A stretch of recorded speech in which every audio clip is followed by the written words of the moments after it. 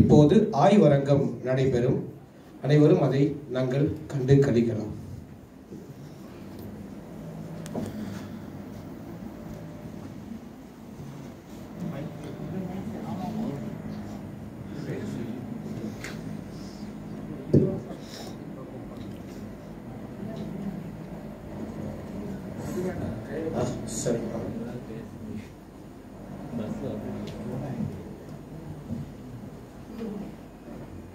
அன்புக்குரியோரே, நம்முடைய கிறிஸ்தவ தமிழ் இலக்கிய விழாவிலே இந்த பிற்பகல் அமர்வுகளை நாம் தொடங்கலாம். ஒரு இலக்கிய விழான்னா அதில் பலவித அம்சங்கள் இருக்கும். ஒரு சிறப்புரைகள், ஆய்வுரைகள், பட்டிமன்றம், ஒரு இசைப்பாடல், விருதுகள் வழங்கல் எல்லாம் இருக்குது. எல்லாம் சுருக்கமாக அமைச்சிருக்கிறார் நம்முடைய அமைப்பாளர் அவர்கள். அந்த வகையில் இப்பொழுது ஒரு ஆய்வரங்கம், ஒரு கட்டுரைகள் வாசிப்பு, ஆய்வு கட்டுரை வாசிக்கிற ஆய்வரங்கத்தை நாம் தொடங்கலாம். இதில் 2 அறிஞர்கள் மிக முக்கியமான பொருள்களை பற்றி, ஒன்று விவிலிய இலக்கியம் சார்ந்த ஒரு ஆய்வு கட்டுரையும், இன்றைய நடைமுறை கிறிஸ்தவத்துக்கு தேவையான பொருளில் ஒரு ஆய்வு கட்டுரையும் வழங்கி இருவர் வந்திருக்கிறார்கள். அவர்களை மேடைக்கு வரும்படி அன்போடு அழைக்கிறேன். முதலாவது திருமதி ஓவியப்பாவை அவர்கள் மதுரையிலிருந்து வந்திருக்கிறார்கள். அவர்களை மேடைக்கு வருமாறு அழைக்கிறோம். கரங்களை தட்டி அவர்களை வரவேற்கிறோம்.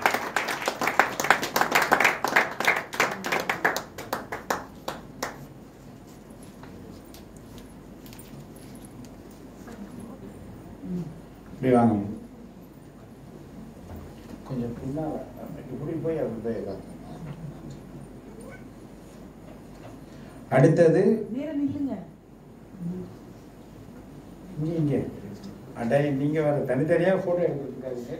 கருத்தரங்கத்துல நேரத்துக்கு உட்காருங்க. ஏமா அங்கேயோ போறீங்க? பாருங்க, நான் இது நாற்காலி போடும் போதே அவர்கிட்ட சொன்னேன், இப்படியே உட்காந்து கொஞ்சம் முன்னால தெரியல பாருங்க. அமைப்பாளர் கட்டுரையாளருடைய கட்டுரை தான் உங்களுக்கு தெரியணும். கட்டுரையாளர் தெரிய வேண்டியது இல்லைன்னு அமைப்பாளர் கருதுகிறார். அதனால அப்படியே இங்கே தானே வாசிக்க போறாங்க. அதனால 2வது நம்முடைய கொழும்புல இருக்கிறாங்க ஒரு சிறந்த இறையியல் அறிஞர். அவர்கள் சிங்கப்பூர் போன்ற பல இடங்களிலே இருந்து இறையெல்லாம் படித்தவர்கள். திரு எஸ்கே சேவியர் அவர்கள். அவங்க முக்கியமான இந்த காலத்தில் ஒரு பர்னிங் இஷ்யூன்னு சொல்லப்படுகிற இந்த செழிப்பியல் கோட்பாடு, ப்ராஸ்பரிட்டி காஸ்பல், இதையெல்லாம் தொட்டு பல நடைமுறை செய்திகளை நமக்கு ஆய்வு நோக்கில் வழங்குவதற்காக வந்திருக்கிறார்கள். அவர்களை மேடைக்கு வரும்படி அழைக்கிறேன். திரு எஸ்கே சேவியர் அவர்கள்.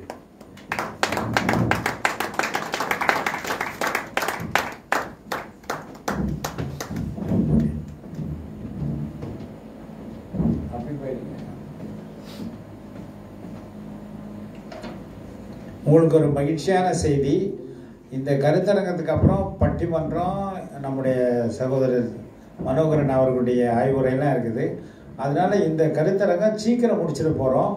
கருத்தரங்கத்துக்கு நெறியாளராக இருக்கிற நான் ரொம்ப ஒன்றும் பேச போகிறதில்லை. அதான் மகிழ்ச்சியான செய்தி. அதனால் தைரியமாக கேட்கலாம். கட்டுரையாளர்களும் ஒரு 15 நிமிடம் அல்லது அதிகம் போனால் ஒரு 20 நிமிஷத்தில் தங்களுடைய கட்டுரைகளை முடித்து கொள்ளும்படி நான் கேட்டுக்கொள்கிறேன். நம்ம மதுரையிலிருந்து வந்திருக்கிற திருமதி ஓவியப்பாவை அவர்கள், அவங்க பேர் ஓவியப்பா மாதிரி இருக்கு, அவங்க கட்டுரையும் ஓவியம் மாதிரி எழுதி வந்திருக்கிறார்கள். ஆகவே அவர்களை முதலாவது தங்களுடைய கட்டுரையை வாசித்து இந்த அமர்வை தொடங்கும்படி கேட்டுக்கொள்கிறேன்.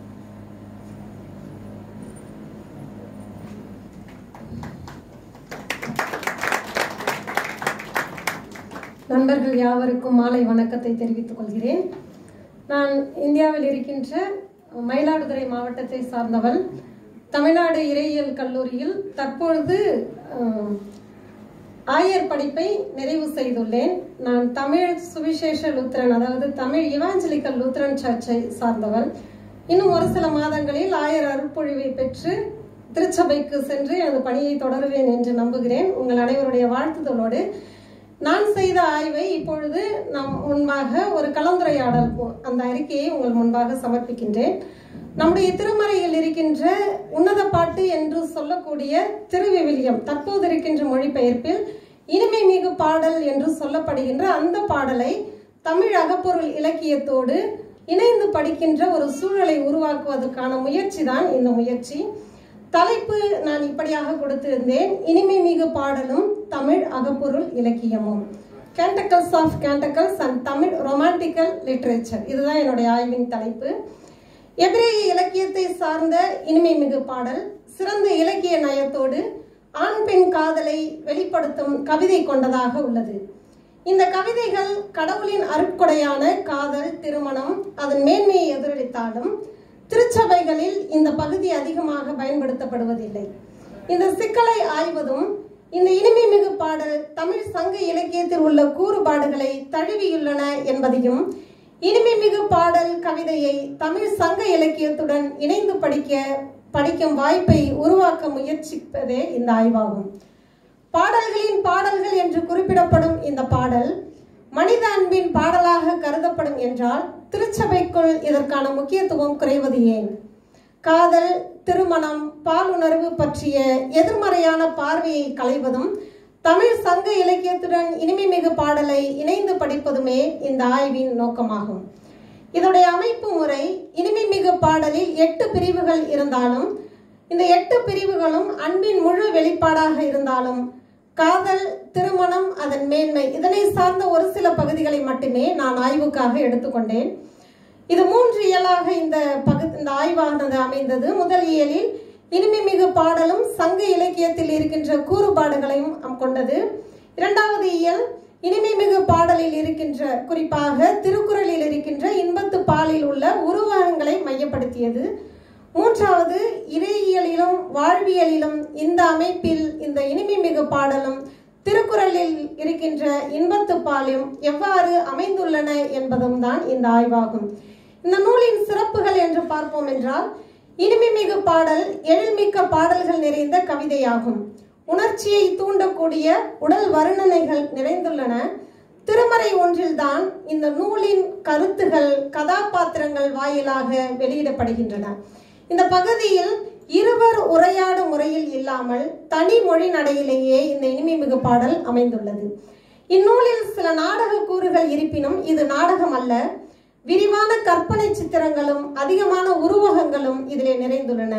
இயற்கையின் வழக்குகள் பெருமளவில் பாராட்டப்படுகின்றன. இயற்கை மிக முனைப்பாக கடைசி வரை இந்த பகுதியிலே வர்ணிக்கப்படுகின்றன. குறிப்பாக, உன் நெஞ்சத்தில் லட்சணை என்னை பொறுத்திடுக, லட்சணை போல் உன் கையில் பதித்திடு, உன் அன்பு சாவை போல் வலிமை மிக்கது, அன்பு வெறி பாதாளம் பெறாதது, அதன் பொறி எரிக்கும் நெருப்பு பொறி, அதன் கொழுந்து பொசிக்கும் தீ கொழுந்து. உன்னத பாட்டு 8ஆம் அதிகாரத்தில் இருக்கின்ற 6வது வசனம். இதுதான் இந்த நூலின் சிகரம். நூல் கூறும் செய்தியும் இதுதான். ஈமச்சடங்கு பண்டைய மேற்காசிய நாடுகளில் பெரிய விழாவாக கொண்டாடப்பட்ட காலங்களில் மது, மாது, பாடல் ஆகிய 3ம் மிக முக்கிய இடம் பெறுகின்ற ஒரு சமயம். இத்தகைய சமய கொண்டாட்டங்களில் பாடப்படும் தொகுப்பு தான் இவை என்று கூறுகின்ற ஒரு வரலாறும் உண்டு. ஆண் பெண் இருவருக்கும் நடுவில் முகிழ்க்கும் இயல்பான காதல் உணர்வை இருவரும் ஒருவருக்கொருவர் வெளிப்படுத்தும் கவிதைகளின் தொகுப்பாக வெவ்வேறு கால இட சூழலில் ஏற்பட்ட வெவ்வேறு காதல் அனுபவங்களை கொண்டு பாடப்பட்ட பாடல்களின் கோவை என்பதும் ஒரு சிலரின் கருத்து. அகப்பொருள் செய்திகள் என்று பார்க்கும் பொழுது சங்க இலக்கியம் அகம் புறம் என்று 2 கூறுபாடுகளை கொண்டது. உள்ளத்தில் தோன்றும் காதல் அகத்தின் பாரும், வீரம், கொடை போன்றவை புறத்தின் பார்ப்படும். அகத்தில் தோன்றும் காதல் உணர்வை மிக இனிமையாக படம் பிடித்து காட்டும் நூல்தான் சங்க இலக்கிய நூல். குறிப்பாக அகநானூரில் காணப்படும் அகப்பொருள் இலக்கியத்தை ஆராயும் பொழுது பண்டைய தமிழ் மக்களின் மனம் செய்து கொண்ட முறை, அவர்கள் காதல் வாழ்க்கை, தலைவன் தலைவியர் இன்பத்திற்கு பெரிதும் உதவும் பாங்கன் பாங்கியருடைய காதல் களவு புணர்ச்சி, தலைவியும் தோழனும் தலைவனை சந்திக்கும் சோதிக்கும் முறைகள், தனக்கு உண்டாகும் பல இடுக்கண்களை பொருட்படுத்தாமல் தலைவியை அடைவதில் தலைவன் நடந்து கொள்ளும் முயற்சி, இப்படியான பலவிதமான கூறுபாடுகளை நாம் அறிந்து கொள்ள முடியும். இந்த 2 நூல்களும் கூறுகின்ற காதல் உறவு என்னவென்று பார்க்கும் பொழுது, இனிமைமிகு பாடலிலும் சங்க இலக்கியங்களில் ஒன்றான திருக்குறளில் உள்ள இன்பத்து பாலிலும் ஆண் பெண் காதல் உறவையே எடுத்து கூறுகின்றது. நான் குறிப்பாக இன்பத்தி பாலில் இருக்கின்ற 10 திருக்குறளை மட்டும் எடுத்துக்கொண்டிருந்தேன். என்னுடைய ஆய்வை நான் புலனக்குழுவில் அது பதிவிடுகின்றேன். அதிலே சென்று அதை நீங்கள் பார்த்து கொள்ளுங்கள். இந்த உறவை மையப்படுத்தி கொண்டாடும் பாடல்களை கொண்ட பெரிய தொகுப்பு. இந்த உறவு மனிதனுக்கு இறைவனால் கொடுக்கப்பட்ட மிகப்பெரிய கொடைகளில் ஒன்றாக பார்க்கப்படுகிறது. ஆணும் பெண்ணுமாக படைத்தவர் திருமண பந்தத்தின் உண்மை பொருளை அடையும் ஒவ்வொருவரும் கொள்ளும் கவர்ச்சியை அதனுடைய தன்மையில் ஆழத்தில் பதித்துள்ளார். இந்த நூல் அன்பு காதல் என்ற பொது தலைப்பை கொண்ட பல தனிப்பாடல்களின் தொகுப்பாகும். இந்நூல் காதலை ஒரு வலிமை மிக்க ஆற்றலாக பாவித்து அதன் உள்ளார்ந்த பொருளை துணிவுடன் எடுத்து கூறியதை போற்றுகிறது. காதலர்கள் கூடலும் பிரிதலும் தேடலும் அடைதலும் மாறி மாறி இந்த நூலிலே அமைகின்றது. இந்த பாடல்களை நம் தமிழ் இலக்கியத்தில் ஒப்பிடும் பொழுது தமிழ் இலக்கியத்தில் உள்ள குறிஞ்சி, முல்லை, மருதம், நெய்தல், பாலை ஆகிய திணைகளோடும் இதனை ஒப்பிடலாம். திருமணத்தை எதிர்நோக்கி இருக்கும் இளைய பருவத்தினர் ஒருவருக்கொருவர் கொள்ளும் அன்பை, காதலை பாடுகிறது. இதன் மொழி காதல் மொழியாகும். இது ஓரளவு துணிகரமாய் தோன்றலாம். காதலையும் காமத்தையும் ஒன்றாக கருதும் போக்கையும் இந்த பகுதியிலே நாம் காணலாம். இந்நூலில் வரும் கவிதைகள் பாலின காதலின் நன்மை தன்மையையும் மகிழ்ச்சியையும் எடுத்து கூறுகிறது. காதலை இவ்வாறு போற்றுவது இறை ஏவுதலோடு முழுவதும் ஒத்ததே. காதலை படைத்தவர் இறைவனே. முதல் பெண்ணிடம் முதல் மனிதனை ஈர்த்த வியப்புக்கும் இந்நூலில் இளைஞர்கள் ஒருவருக்கொருவர் கொள்ளும் வியப்புக்கும் தன்மையால் வேறுபாடு இல்லை. இருவரும் ஒரே உடலாய் இருப்பர் என்கின்ற தொடக்க நூலின் ஆசிரியர் கூற்றுக்கும் உம் நெஞ்சத்தில் லட்சணை போல் என்னை பொறித்திடுக என்று கூறும் உன்னத பாட்டின் ஆசிரியர் கூற்றுக்கும் வேறுபாடு இல்லை. இந்த 2 வாசகங்களும் ஒரே மாதிரியான மனித அனுபவத்தின் ஒரே விதமான மனநிலையையே காட்டுகிறது. காதல் உடலாலும் அழகாலும் மனித பண்புகளால் தூண்டப்படுகிறது. உருவகத்தின் அடிப்படையில் இந்த 2 நூல்களையும் பார்க்கும் பொழுது உருவகம் என்பது தொடர்பில்லாத 2 செய்திகளுக்கு இடையே இருக்கின்ற மறைமுகமான ஒப்பீடு. அதாவது இது ஒரு பேச்சின் உருவமாகும். இலக்கிய நுட்பத்திலே உருவகங்கள் பொதுவாக கவிதை அல்லது படைப்பு முறையிலேயே அதிகமாக பயன்படுத்தப்படுகின்றன. தொல்காப்பியர் காலத்திற்கு பிறகு, அதாவது அவைதாம் அன்னவை போ அந்த பாடல் வரிகள், அதை நான் பார்க்கும் பொழுது தொல்காப்பிய காலத்திற்கு பிறகுதான் ஓம உருபுகள் பெருகின. அதுவும் போல ஒப்ப என்கின்ற 2 ஓம உருபுகள் தான் இன்றும் பயன்பாட்டிலே இருக்கின்றன. சங்க இலக்கியத்தை போன்று இனிமை மிகு பாடலிலும் அழகு சேர்க்கப்படுபவை அதில் கூறப்படும் உருவகங்கள் தான். அதாவது தோட்டம் அல்லது பூங்கா, படுக்கையறை, வயல்வெளி, பழத்தோட்டம், திராட்சை தோட்டம், ஒதுக்குப்புறமான பள்ளத்தாக்கு முதலிய பொதுவான வர்ணிக்கும் சொற்களையும் இயற்கை சார்ந்த சொற்களையும் தாவரங்களும் விலங்குகளும் ஒருவர் மற்றவரை வர்ணிக்கும் காதலுக்கான சூழலையும் இந்த பகுதி உருவாக்கி கொடுக்கின்றது. இந்த உருவகங்கள் கூறும் மனித பாலியல் உறவு என்ன என்று பார்க்கும் பொழுது அல்லோஸ் மற்றும் அகோரையா, அதாவது அல்லோயிஸ் என்றால் மற்றொன்று, அகோரையா என்றால் மொழிதல். இது 2 கிரேக்க சொற்கள். இந்த கிரேக்க சொற்களின் கூட்டுத்தொடர் தான் உருவகம். அதாவது ஒன்றை பிரிதொன்றால் மொழிதல் என்று உருவக விளக்கப்படி இனிமை மிகு பாடல் நூலில் காணப்படும் நிகழ்வுகளை நாம் சுட்டிக்காட்டும் பொழுது அதில் இருக்கின்ற அழகிய கருத்துகள் ஒன்றை பிரிந்து மற்றொன்றை பிரித்து பார்க்க முடியாத ஒன்றாக இருக்கும். இந்நூலில் வரும் ஆண் பெண் உறவை புறம் தள்ளும் பலருக்கு உடல் மாற்றம், பாலுறவு சார்ந்தவற்றை தீமை என கருதி அவை ஆன்மீக வாழ்வுக்கு தடையாக உள்ளதாக இருப்பதாக நினைக்கின்ற அல்லது வெறுக்கின்ற போக்கு இனிமை மிகு பாடலிலும் உள்ளது. இப்படியாக கருதுகின்ற ஒரு சிலருக்கு இந்த பகுதியின் விளக்கத்தின் பின்புலத்திலே நாம் நோக்குவோம் என்றால் கணவனுக்கும் மனைவிக்கும் இடையே உள்ள நெருக்கத்தை முன்மொழிவதின் வழியாக காதலின் உருவமாக இந்நூல் திகழ்கிறது. இந்நூல் முன்மொழியும் காதல் இன்றைய நாளில் பேசப்படும் உடல் சார்ந்த காமத்திற்கு சற்று சவாலாகவே இருக்கின்றது. இனிமை மிகு பாடலிலும் தமிழ் அகப்பொருள் இலக்கியங்களிலும் எழுத்தாளப்படும் பாடல்கள் ஈரிளங்காதலர்களின் உணர்வுகள், விருப்பங்கள், அக்கறைகள், எதிர்நோக்குகள், அச்சம் ஆகியவற்றை உருவகப்படுத்துவதோடு நின்று விடாமல் குறியீடுகளாக அடையாளப்படுத்தப்படாமலும் உரையாடல்களாக சுருக்கி விடாமலும் இயல்பாக கையாளுகிறது. மனித பாலுறவு என்பது கடவுளின் சிறப்பான கொடை என்றும் அது கடவுளால் விரும்பப்படுவது என்றும் கடவுளுக்கும் மக்களுக்குமான உறவின் உருவகமாக திகழ்கிறது. கடவுள் உருவிலும் சாயலிலும் அதே வேளையில் ஆணும் பெண்ணுமாக படைத்தார். இந்த படைப்பின் நோக்கம் பழுகி பெருகுவதற்கு, அதாவது கடவுள் தம் உருவில் மானிடரை படைத்து கடவுளின் உருவிலேயே அவர்களை படைத்தார், ஆணும் பெண்ணுமாகவே படைத்தார் என்று தொடக்க நூல் கூறுகின்றது. இந்த நூலின் அமைப்புப்படி பார்க்கும் பொழுது இந்த உறவு நிலை என்பது சார்பு நிலை போன்றவற்றை கடவுள் நல்லதே என்று காண்கின்றார். ஒரு வகையில் இனிமைமிகு பாடலில் காணப்படும் நூலின் அந்த பகுதிகள் ஆதாம் ஏவாளை கண்ட பொழுது உதிர்த்த உலகின் முதல் காதல் பாட்டு, முதல் வார்த்தைகள், இதோ இவளை என் எலும்பின் எலும்பும் சதையின் சதையுமானவள், ஆணிலிருந்து எடுக்கப்பட்டதால் இவள் பெண் என்று அழைக்கப்படுவாள். இந்த சாரம்தான் இந்த இனிமைமிகு பாடலின் ஒட்டுமொத்த சாரமாக காணப்படுகிறது. இதில் காணப்படுகின்ற காதலும் பாலுறவும் பார்க்கும் பொழுது இனிமைமிகு பாடலில் தலைவனும் தலைவியும் ஒருவர் மற்றவருடைய உடலின் அழகை வர்ணித்து ரசித்தாலும் எந்த நிலையிலும் தங்கள் காண்கின்ற உடல் தோற்றம் மேன்மையானது என்பதை அவர்கள் உரையச் செய்யவில்லை. மான் போல துள்ளி வருகின்ற தலைவன் வயதான பின்பு தள்ளாடியும் நடக்கலாம். மாதலை போல் தெரிகின்ற தலைவியின் கன்னங்கள் சுருக்கங்கள் விழலாம். இவை யாவும் தனி மனித வாழ்வில் நடக்கின்ற ஒரு வளர்ச்சி நிலைகள். உடலில் ஏற்படும் மாற்றங்கள் தலைவியின் தலைவனின் உள்ளத்தில் இருக்கும் காதல் உணர்வை எப்பொழுதும் மங்க செய்வது கிடையாது. காலத்தால் காதலை மட்டுமே வளர செய்யும், அதை தளர்வதில்லை. ஆக மனித உடல் பற்றிய நேர்நிலையான புரிதலையும் மனித உடலின் நொறுங்கு நிலையையும் நாம் ஏற்றுக்கொள்ள வேண்டிய தேவையையும் கற்பிப்பதன் வழியாக கிறிஸ்தவ மானுடவியலுக்கான புதிய தடங்களை அமைத்து தருகிறது இந்த இனிமைமிகு பாடல் நூல். இன்றைய காதலை நாம் நோக்குவோம் என்றால் இன்றைய நம் இளவல்கள் பெரும்பாலும் உணர்வால் உந்தப்பட்ட காதலையே விரும்புகிறார்கள். நம் உடனடி கலாச்சாரமும் உடனடி காதல், உடனடி திருமணம் என்றே நம்மை விரைவுபடுத்துகின்றது. ஒருவர் மற்றவரை புரிந்து கொள்வதற்கான பொறுமையும் நேரமும் நமக்கு இல்லை. இன்னும் சில இடங்களில் சாதி மதம் போன்ற கூறுகளும், ஆணவ கொலைகள், மதமாற்ற கொலைகள், காதல் ஜிகாத் போன்ற நிகழ்வுகளும் காதலை வேகமாக தட்டி எழுப்புகின்றன அல்லது மலரும் பருவத்திலேயே அதை கிள்ளி விடுகின்றன. தமிழ் இலக்கியத்தின் அடிப்படையில் இனிமைமிகு பாடலை நாம் காணும் பொழுது அன்பு என்னும் சொல் தமிழ் மொழியில் பல்வேறு விதமான பரிணாமங்களை பல்வேறு விதமான சொற்களால் வரையறுக்கப்படுகிறது.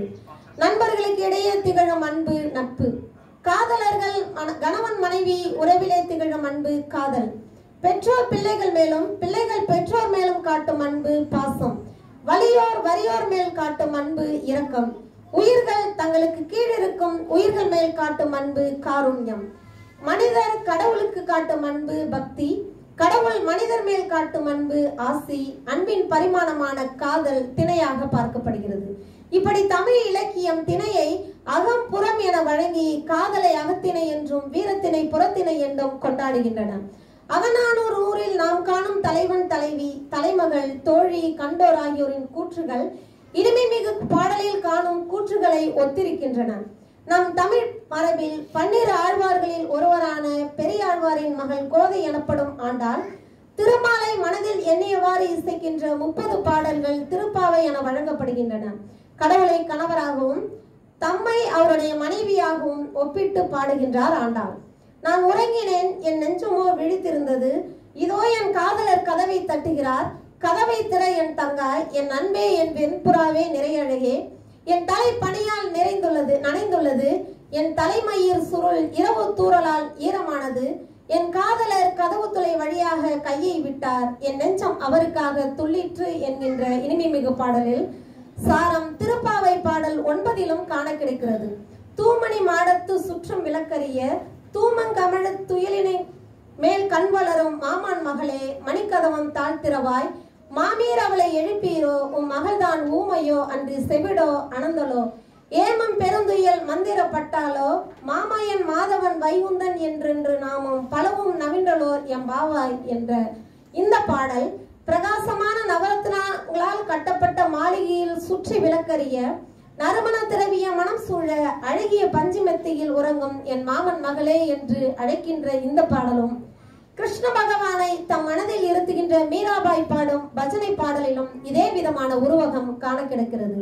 தேவாரம், திருவாசகம், திருப்பாவை, திருவம்பாவை, திருக்கோவையர், திருச்சிற்றம்பல கோவை, குற்றால குறவஞ்சி, பெத்லேகம் குறவஞ்சி போன்ற பக்தி இலக்கியங்கள் கடவுளுக்கும் மனிதர்களுக்கும் இடையே உள்ள அன்பை, பாசத்தை, குறிப்பாக தாயினும் சால பரிந்து என்று மாணிக்க வாசகர் குறிப்பிடுவது போன்று காதல் என்ற சொற்களாலும் எடுத்துரைக்கின்றார்கள். தெய்வ புலவர் திருவள்ளுவரும் தம் திருக்குறளில் காமத்துப்பால் என்ற ஒரு பெரும் பகுதியை ஒதுக்கி அறம், பொருள், இன்பம் என்பவை மனித வாழ்வின் 3 தேடல்கள் என்பதை தெளிவுபடுத்துகிறார். மனித அன்புறவில் காணும் இன்பம் என்பது இறை மனித உறவில் நாம் காணும் பேரின்பத்தின் முன்னோட்டம் என்று நாம் புரிந்து கொள்ள இன்றைய நாளிலே முற்பட வேண்டும். திருமண உறவை தாண்டி இந்த இனிமை மிகு பாடலை புரிந்து கொள்ளும் பொழுது, இந்த இனிமை மிகு பாடல் முன்பொழியும் தலைவன் தலைவியின் காதல், மன உறவு